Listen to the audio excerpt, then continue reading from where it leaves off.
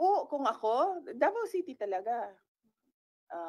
Davao City, Philippines. Kahit house arrest yan doon, kahit na gusto ng ICC na ilibing sa ilalim ng bunker yan, na yung house arrest niya, walang problema sa amin, gagawin namin yan. In fact, I think, mas makabuti pa nga kung ibigay na lang yung interim release na yan because we can encourage him to cooperate sa mangyayari na trial kung meron man or mangyayari na hearings kung meron man. And you know, mahalaga sa amin yung word of honor namin, no, sa pamilya. So kung sinabi namin na papaniguraduhin namin na lahat ng hearing na sinabi ng ICC na umattend siya, papaniguraduhin namin na nandun siya at nag-attend siya. Grabe yun lang yun. Nakikita ko yung senyas mo kaya. Alam mo, may mata ako dito, JC. Dito, oh. Thank you.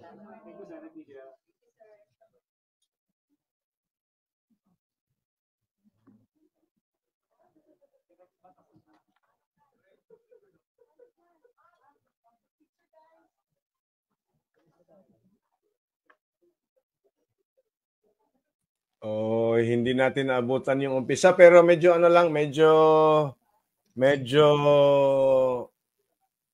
maiksi lang yung press con ni VP Sara, no. Hindi natin naabutan yung mga naunang tanong pero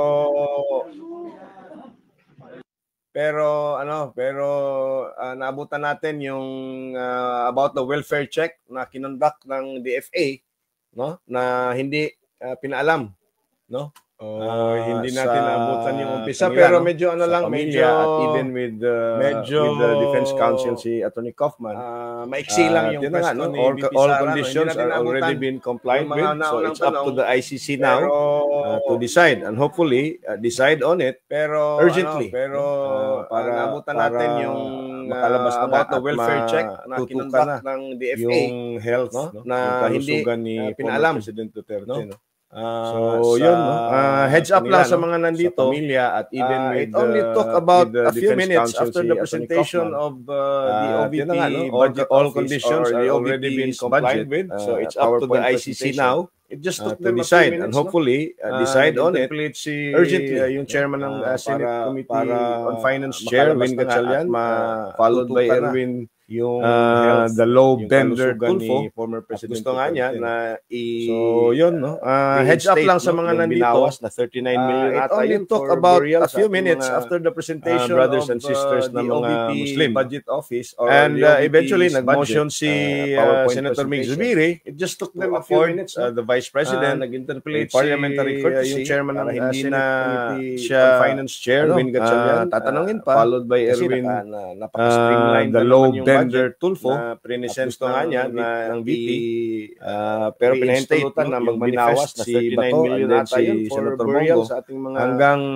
nag-second na nga si Senator Muslim, na and eventually nag-motion si Senator Mig Zubiri, no, to appoint the Vice President. Very few minutes parliamentary courtesy para hindi na siya, no, tulad din ng nangyari sa House kasi Committee on Appropriations. Streamlined na naman yung budget.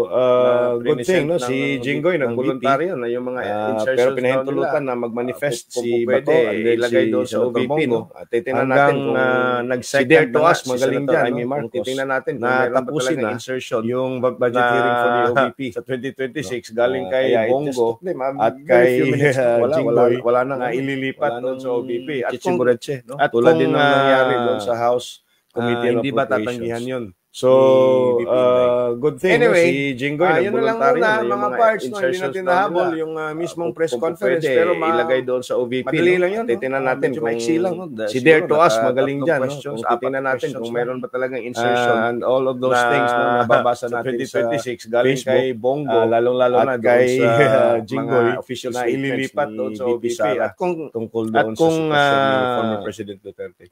Anyway, thank you so much, guys. Mamaya, magla-live tayo.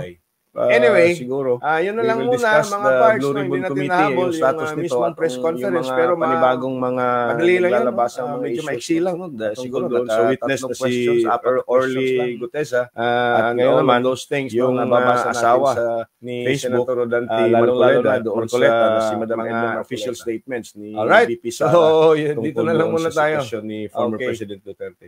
Time Anyway, check, thank you it's so much guys. 11:31 Mamaya in the magla-live morning. tayo.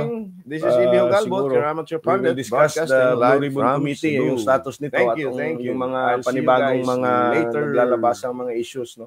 Patungkol doon. So witness na si Orly Gutesa at ngayon naman yung asawa ni Senator Rodante Marcoleta na si Madam Edna Marcoleta. Alright, so dito na lang muna tayo. Okay. Time check, it's 11:31 in the morning. This is EB Hugalbot, your amateur pundit, broadcasting live from Cebu. Thank you, thank you. I'll see you guys later.